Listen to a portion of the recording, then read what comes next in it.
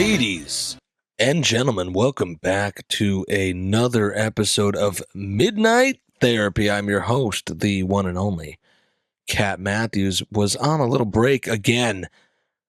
This happens, especially in the summertime when everything is so hectic, but I, as always, do apologize. I'm sure some of you missed me out there. The loyal ones, that look forward to this program every week and play it for their mother and their grandmother and their children. So I do apologize for that, but I was busy. We went to a flea market and bought a painting 2 weeks ago for $2. And then this very nice, but also a little pushy. She was a little aggressive. Maybe even abrasive. But there was a lesbian woman that schooled me on the quality of a bathroom set from the olden age. I was looking at it and I was kind of like, well, how about like $2? That it's a flea market. And she was like, I worked at Bed Bath & Beyond for 30 years. This is high quality. And I was like, oh, I had no idea I was dealing with such a master here. Anyways, ended up getting it for like $12. We met in the middle at like $12. So that $2 painting and the $12 bathroom set from the Bed Bath & Beyond lesbian expert turned into remodeling our entire downstairs because of those two items. Or let's say the set and the painting. A little bit more than 2 items, but 2 purchases at a flea market led to repainting the kitchen and adding a quarter wall with molding, and then that led to the bathroom having to be done, and then the trim had to be done and doors had to be painted, and it turned into a very extensive and expensive, not that bad, but home renovation, last minute, unexpected. So that's where I've been. We also went to a couple fairs. Went to the county fairs are starting up now. That's fun. If you haven't been to a county fair, it is worth it, especially in Pennsylvania, because here's the thing with Pennsylvania. You have, let's say, Scranton, Pennsylvania, and that's being generous. Philly, Harrisburg, and Pittsburgh, those 4, let's say. And Scranton is kind of on the fence. But besides those 4, the rest of the state is rural Kentucky, which is why they call it Pennsyltucky. And you don't get to see a better representation of that claim anywhere else other than the county fairs. They are worth seeing. You get to see all sorts of sights, to put it lightly. It's worth it, though. It's very fun. Fun people watching. 1 minute you're eating a deep fried bacon Oreo milkshake burger. And while you have that, you're walking in, you're seeing livestock take a dump right in front of your eyes. And then you go watch a truck pull or a rodeo. And then you go home. So we did that. It was very fun. But that's where I've been. I've been very busy. Finishing up summer. It's kind of the end. All good things must come to an end. But that's my personal little recap there, and I hope you enjoy that. We're going to get into some things here, and this one will be a brief episode. Sorry to disappoint, but it has to be. This is a Sunday night, and we got a lot going on, and I wanted to get number 98 out, and I didn't want 8 weeks to go by, so I'm already a little late, so I said I'm going to do it. Mustered up enough courage and motivation to come down here and put this hat on and be the cowboy in the basement for about a half an hour. I hope this is about a half an hour. I got to keep it brief. I didn't have too much I wanted to say, but I had enough. So this is what you're going to get today.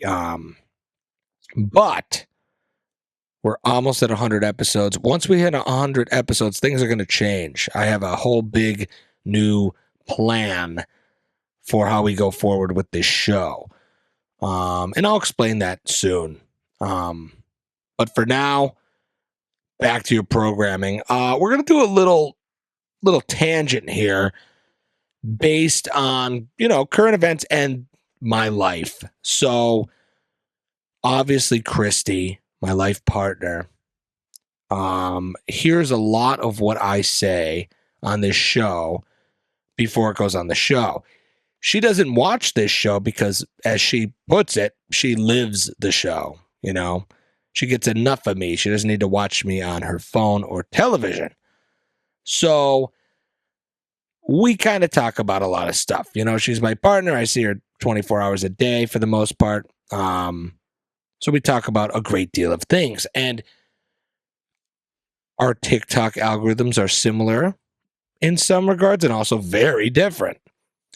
But we both were getting this similar algorithm of this woman named Alex Sunny. Now, this is a woman that is an American, and she is marrying this man from Afghanistan that she had met online. And she is going over to Afghanistan, converting to Islam and going to live over there with him. Now, without even getting into that and whether that's a good or bad idea, all the comments and all the little recommended searches on TikTok were, "Have you not seen the movie Not Without My Daughter?" Now, this is like an old movie. This is like from 1990. This is like a 30-year-old movie. This is almost a 40-year-old movie. And everyone's like, "You got to see this movie. You must see this movie." And I saw clips, so I was like, why don't we just watch this movie? And this movie is essentially, without spoiling it, even though it's 40 years old, it's about this woman named Betty Mahmoody. Now, this is based off a true story. She wrote a book. This is a real woman and a real story. They made a film out of it. And Betty Mahmoody is an American that married a Muslim man that was from Iran. I'm sure you heard of Iran recently. Now, this took place in 1984. Something happened. He wanted to see his family. He was homesick, and he wanted his wife, and let me mention this, their small child, their daughter, it's a little kid, probably 5 years old. He wanted them to go to Iran and visit their family. And she didn't want to. Betty did not want to, but she loved her husband, and she did. And the minute they got over there, he switched up and was a radical Islamist and said, "You cannot go home." The movie made it pretty clear that you were not allowed to leave. Like, she couldn't call anyone. She's not allowed to use the phone. She's not allowed to leave Iran. If she did, the custody of the daughter would go to the father immediately. No ifs, ands, or buts, and that would be it. And she had to take on the rules and customs and traditions of Islam in Iran. And let's just say they weren't the best. And the whole movie is her trying to escape out of Iran. And then you're like, oh, I kind of get it now. That's why, this Alex Sunny, this TikToker influencer, probably shouldn't go over there, but hey, whatever. This new generation doesn't want to hear anything. They're so open with their suicidal empathy that they don't wish to hear any constructive criticism of anything that's in their list of personality traits. And a lot of them are being open to other cultures, especially anything to do with the Middle East. They kind of turn a blind eye to a lot of the practices that go on there and practices related to Islam.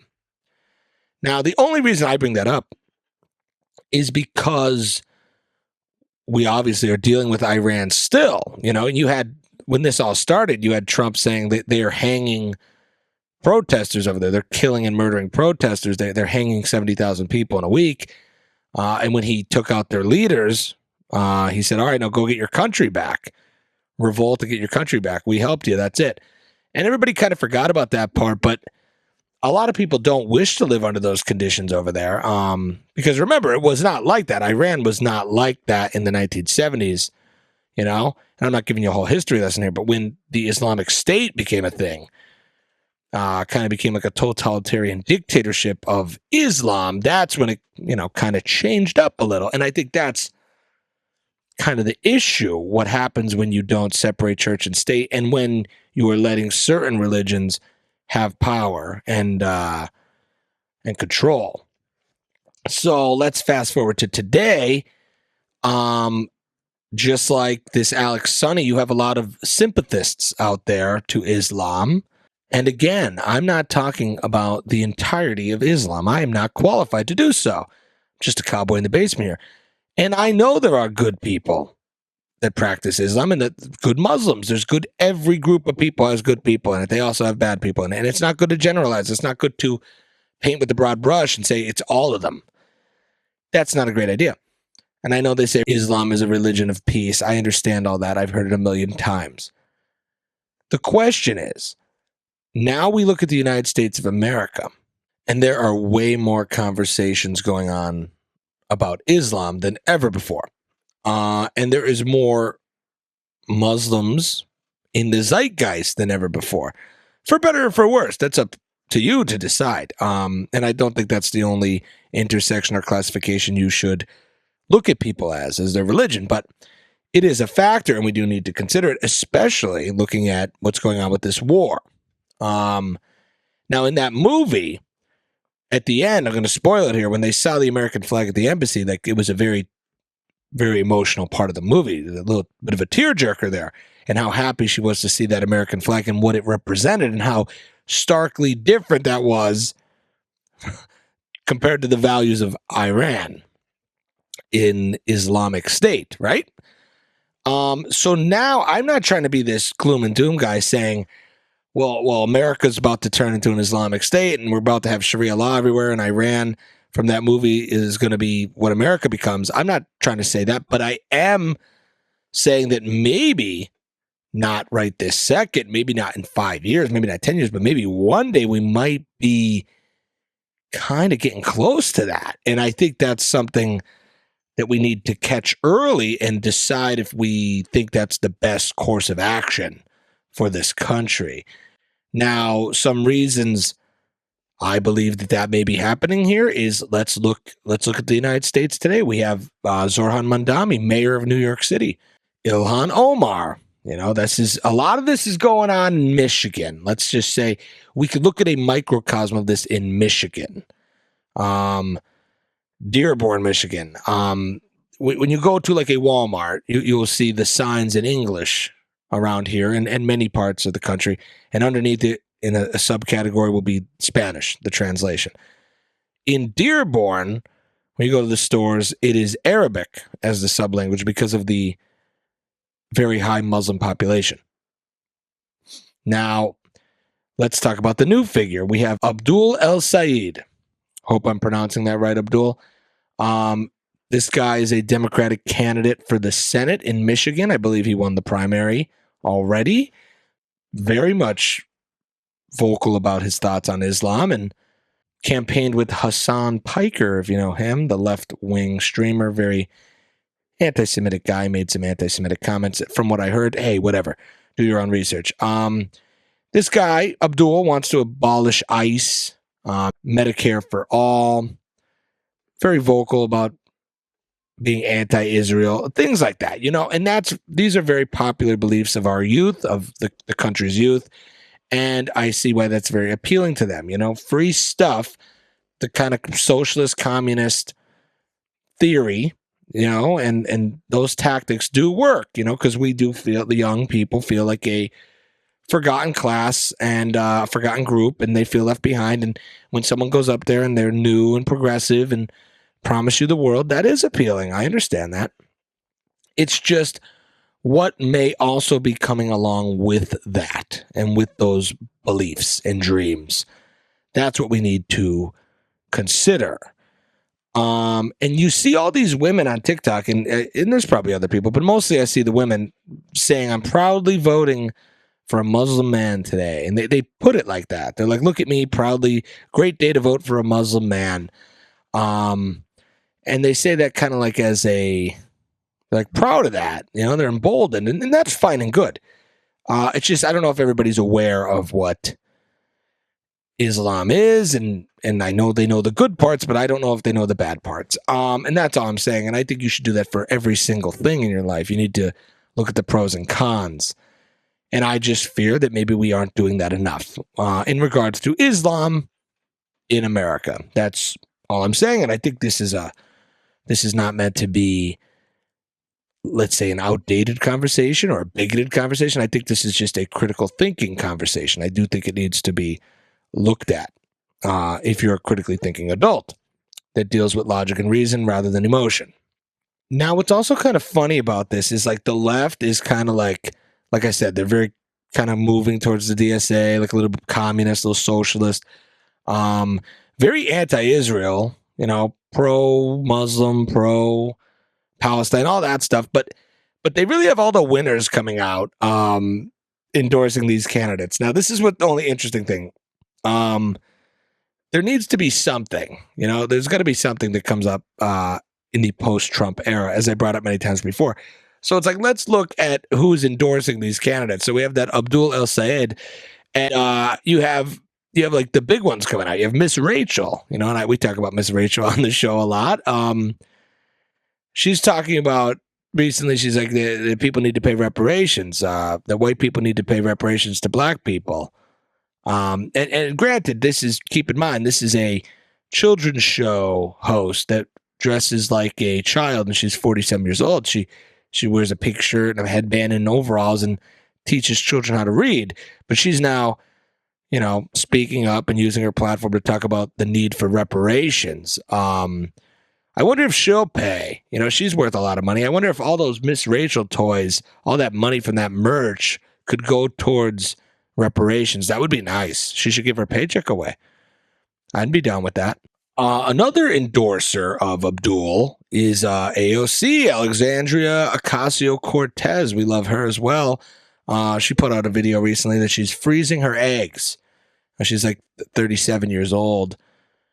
Maybe one day, she goes, I'm going to freeze my eggs, maybe one day. And then she's like taking videos of herself on Ozempic, like stabbing herself with the Ozempic needle. Now, granted, she's already kind of, like a petite woman. But anyways, that's fine. She's relatable and fun. She is a congresswoman, and her credentials before she was a congresswoman was that she was a really, really, really good and talented bartender. And the only reason I bring this up is AOC probably will be the frontrunner candidate for the presidency of the United States in 2028. I would probably be willing to bet that. I think it's going to be her, and she'll probably win. And this El-Sayed guy, like, he's going to be the senator. He's going to win, of course. And it's a good thing he's friends with Miss Rachel, because I don't know if you saw his campaign video. He's like doing like Blue's Clues spinoffs. Like, he's doing campaign videos where he pretends to be Steve from Blue's Clues, and he's like singing the male song. Like Miss Rachel totally came up with that idea for El-Sayed, Like, Abdul, I got it. You're going to do the Blue's Clues male song. It'll be relatable. And he's like, I don't know if I could pull it off. She's like, yeah, you could. I got you. And she choreographed it, and he did it. And that's where we're at now. It doesn't really matter who they run or what they really believe in. It's kind of just the gimmick. And now being a Muslim is now very enticing to the left and the youth. And also being a communist, which I think this is good. We're in a good place. I think this country's in a good place, and I can't see anything going wrong with this idea or this movement that's arising. Now, this is going to obviously be a response to Trump. Now, Trump did a lot of damage to the political climate, let's say. So there will be a response, and I do think the response is going to be voting in this new DSA movement of the left. Whether it be in midterms or in the 2028. Who knows? Probably both. And this is mostly because of Trump's handling of the Iran war and the Epstein files. I said this many times before. Those were his two big downfalls. Now, there's a lot of other downfalls, but those are the two big ones. Those ones hurt. And with this Iran war situation, morale is at an all-time low. There's poor conditions on these ships. There's the U.S. military ships, you hear that people are literally jumping ship, like they're jumping overboard because they can't take it anymore. There's reports that the U.S. is running out of ammo. This is not good, and this is probably going to be the end of Trump. The switcheroo that happened. Did you see that? Like they're sneaking him off a plane in Turkey and abandoning everybody else on the plane. There was a threat, and they're like hiding him in a food cart and sneaking him onto other planes. And this is getting odd, And for the record, like with this Iran situation, I do feel bad for the Iranian people. And it seems admirable that the U.S. wants to help, per se. That was the original narrative, or one of them, if I should say, to be clear. But the U.S. getting involved, you're damned if you do, you're damned if you don't, Like, of course, those people, the 70,000 that got hung, that's horrible. But it's not our job to fix governments around the world. It's not our job to be the world's police. We can't barely handle our own country. And that's pretty evident after this war situation. So the only thing now is like, can we make sure nothing like that happens in our country? And it seems like we're not even doing a good job with that. But for Trump, everything is crumbling a little bit now. It's almost over. Caroline Leavitt, his press secretary, is stepping down. I think she sees the writing on the wall. They're saying it so she could spend more time with their children. But it's kind of like you kind of get out before it's too late. You got to save your ass. Like Tucker did that, and Candace and Alex Jones, they all disassociate at the end. So if he falls into, let's say, lesser opinion by the American people, that they could disassociate and say, well, I did like him, but I don't like him anymore, and I still have a career. I think maybe that's what's going on, but the Trump era might be over. I don't know what's going to happen with these midterms, but I do see, this is my little prediction here, again, what do I know?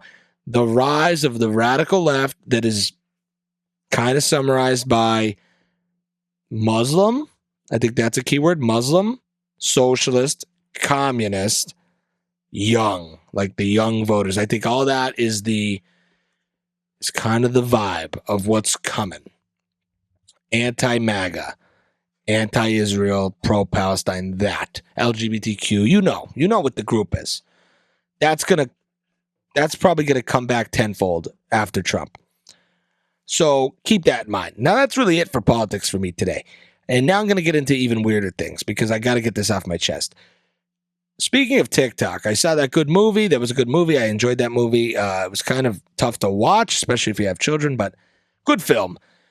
So thank you, TikTok, for the movie recommendation. But there are some weird things going on with TikTok. I'm seeing the craziest stuff ever. Now, TikTok is so crazy because it's like a wild card app. You don't know what you're going to open up. You open that app, it could be anything. But I see the weirdest shit.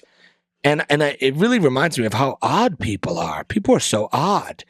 Like, I open the app, I see this, it's like all the freaks are out. Like, it's like a video talking about cryptids and skinwalkers and Bigfoot and stuff. And you go to the comments and people talk about these things like it's common knowledge. Like, oh yeah, that's a fae trap. That's made by the fairies and the elves. I'm like, what do you mean? And then there's like 5 million likes on it. It's like, oh yeah, everybody knows that's a fae trap, and that's the fairies. I see the fairies all the time. I'm like, what are you talking about? And like everybody just talks about like it's common knowledge. I gotta give a shout out to Mike the Barber here. Mike the Barber's telling me about this thing that that NASA put out this announcement that the planets are going to align and it's going to create this cosmic activity that opens a black hole that makes the Earth have zero gravity for 7 seconds. That simulates a rapture. Like the rapture is going to happen, so you got to hang on to something or go in your basement. And it was going to happen last week, and it didn't happen, of course, but. And there's people on TikTok commenting like, yeah, I got myself tied to my water heater so, I don't get raptured. I'm like, what's going on? How is everybody like this? And it's getting crazy. And the worst one was the Mike Myers Cat in the Hat. Remember the live action Cat in the Hat from the early 2000s? That costume was going up for sale, and it did look kind of creepy. It was going up for auction. And this guy was the main guy, but then everybody jumped on it. But this guy is talking about how that Cat in the Hat suit is haunted by this demon And Mike Myers' soul was trapped in the costume of the Cat in the Hat at this wax museum, and it was the only wax figure they had hid behind this glass, like bulletproof glass case, so that nobody got too close to it to be able to see the soul inside of the costume. And now that the costume is for sale, the soul is free or something. And he was like, I'm going to buy this and prove it. This Cat in the Hat costume that's demonic and possessed by the soul of Mike Myers trapped in the glass at the wax museum. What's going on? How is that common knowledge? Everybody's like, oh yeah, that makes sense. What? And granted, I opened that at 8 a.m. on the toilet. First thing I saw was the Cat in the Hat costume. How do you come back from that? How do you move on with your life after that? How do you have a nice day after you see something like that? Now, that was me building up the case that TikTok is a little odd. And the world in and of itself is a little odd, to be honest. But this is really what sells it. This Lindsay Clancy case. Now, I'm assuming I'm going to be talking more about this case on the next episode. We might even have a special guest to come on and weigh in on this, because I know somebody very interested in this. Hint, hint. But this Lindsay Clancy case, this is a Massachusetts mother. She was a labor and delivery nurse. And long story short, viewer discretion advised, she strangled her 3 children. One was 5, one was 3, and one was 8 months old. And then she tried to kill herself by jumping out of a window in a suicide attempt that left her paralyzed while her husband ran errands. Now, she was dealing with postpartum depression and lots of other issues, and was over-medicated with a slew of pharmaceuticals, including SSRIs, and she was journaling about how she felt. And this is sad overall. This is a sad case, because I do think this woman needed help, and I think her psychologists or team of therapists or doctors were just throwing everything at her. I think they just over-medicated her in hopes she would just get better. And I do think she did something kind of undefendable. You know, this is insane. You know, I don't even think anyone's arguing that did she do it or did she not. I think her legal team is admitting she did it, and the opposing side is saying she did it, of course. But her defense is that she wasn't in the right state of mind due to being in, trauma or over-medicated or something like that, right? That's kind of what's going on. But would you know that TikTok isn't buying that? There's a whole group of people, mostly women, convinced that the husband actually did this murder, and that she, Lindsay Clancy, is being framed. Meaning the husband actually murdered his children and then pushed her out the window and paralyzed her. Now, I have seen so many videos and comments of people super emboldened and sure that that is the case. And I think this is kind of sick, and I think it's a problem. I think true crime and that mindset kind of took over, and I think no one believes anything anymore, and everything is a conspiracy, and everything is not what it seems. And Candace Owens is kind of a big part of that with the Charlie Kirk assassination. She kind of did that with the true crime podcast, and wait till next week. I'm going to show you the evidence next week. And it's like, look at this. There was an Egyptian plane that landed in the airport. Oh my God, what does that mean? You have women at home like taking notes and following this and watching it religiously, and it works. It makes for good entertainment, but I don't know. This one seems a little clear cut. Now, I didn't really look into it too much, so I can't say for sure, but I'm kind of like an Occam's razor guy. Like, it seems like pretty straightforward. And even this Luigi Mangione case is going on. You remember him? He killed the healthcare CEO. He's going on air, like stating, he goes, yeah, I did it. Here's why. I knew it was illegal and I did it. At his court date, and people are like, well, let him go. Come on. Healthcare is a fraud. True.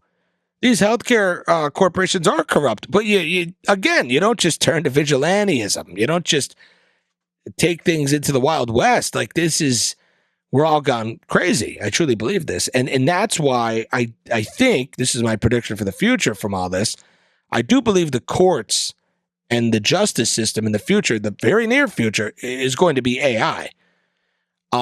because I don't think we could trust humans anymore to have critical thinking abilities that aren't completely insane. You used to be worried about someone being biased. Now you have to worry about someone being completely insane. I really think it's going to be an AI court in the future. Nobody wants to do jury duty anyways. So the people that are there hate their life kind of, and they're can we get this over with? And I don't think it's fair to put someone's fate in the hands of people that don't care and people that are maybe insane. I think some of the minds are just gone. I don't know. I mean, all it takes is one guy to go back there and be like, well, do we really know? And it's like, well, that's kind of a good point. And then you watch a lot of these TV shows and you read the book, you read the 12 Angry Men, and you're kind of like, well, maybe they didn't do it. And that's kind of how it works. Or I like the way he smiled, or I like her hair, so maybe we'll let her go. I don't know. Or was she, maybe her mental state was off. I'm just saying it's a slippery slope, and we might need a unemotional or a emotionless robot.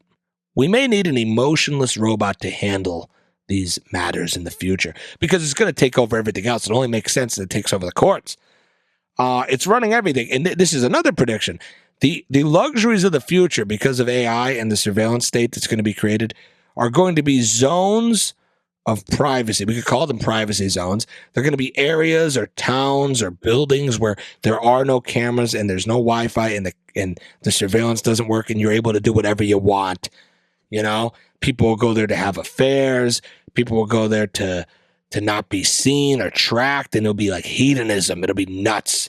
People will be drinking and doing drugs and going crazy in these little areas, and it'll be very exclusive and expensive to get into them. And they'll obviously be illegal, but people will do it. It'll be a privacy zone. That's the future. That's what's coming soon. An area where you're not being tracked and surveilled all day. The other thing that's going to happen is extreme convenience. These are my two predictions for the future.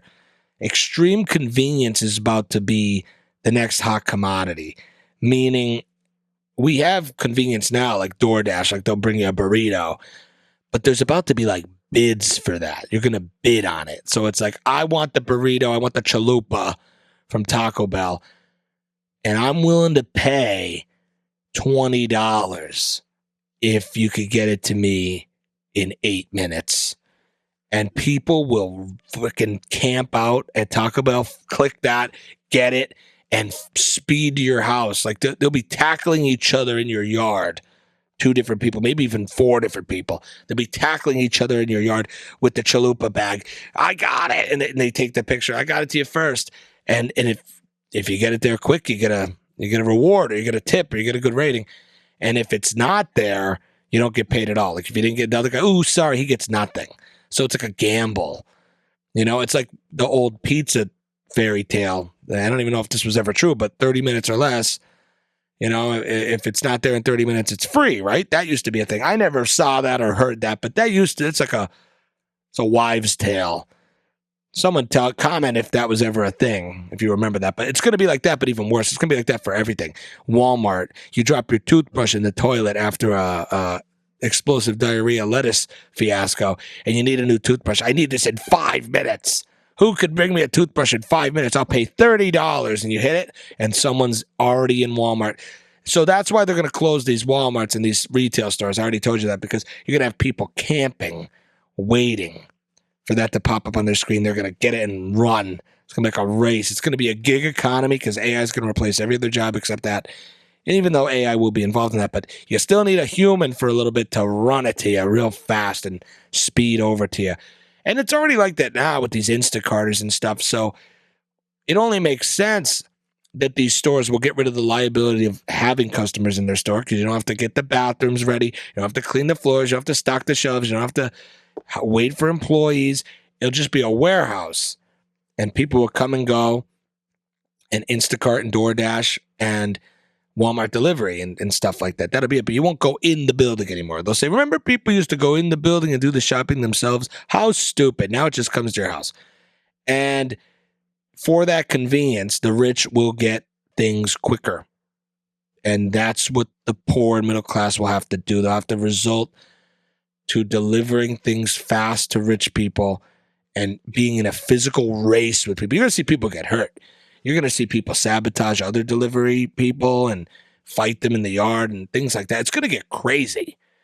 But that is probably what's going to be the three, actually. Here's my three predictions. AI courts, privacy zones, and extreme convenience is what's coming. And that's really it. TikTok freaked me out. A lot of weird stuff on TikTok. A lot of people that believe in weird stuff on TikTok. We might have to be a little more critical of Islam and think about the pros and the cons. Of course, there's a lot of nice Muslims out there. I know a bunch of them. And I know they say it's a religion of peace, but I don't know if letting any religion infiltrate a government like the United States government is a good idea. Separation of church and state for a reason. I'm a Christian. I'm not asking for Christian laws, I don't know if we should have Muslim laws infiltrating the United States system of government, right? Fair or not fair? And if you don't believe me or think I'm bigoted, please watch that movie, Not Without My Daughter. I think it's relevant more than ever now, especially with what's going on in Iran. And also just read a book, pick up some books. Look, go on ChatGPT, ask questions. That's it. But that's what I got going on. That's my little recap here. That's the show. That's about it. We have a new sponsor that I'm not going to reveal until next episode because I want it to be a big reveal. It's going to be a good one. But that's it. Thank you for watching the show. As always, I want you to share this with your grandmother. Please like, share, subscribe. We want to get to 200 subscribers soon. See, I have very small goals. I don't put a lot of money in this show. Actually, no money at all in advertising. It's just word of mouth. So if you like it, tell people about it. Thank you all for watching. I appreciate you, my loyal fans. This episode is brought to you in part by Jack's Pub and Eatery and Three Saints Barbershop, located in the heart of historic downtown Jessup, Pennsylvania. Also, Picardo Jewelers and Pat Riot Piercing, located in Scranton, Pennsylvania. I love you all. Thank you for being patient. I hope you enjoyed tonight's episode, and I look forward to the next one. As always, stay curious, my friends. Good night.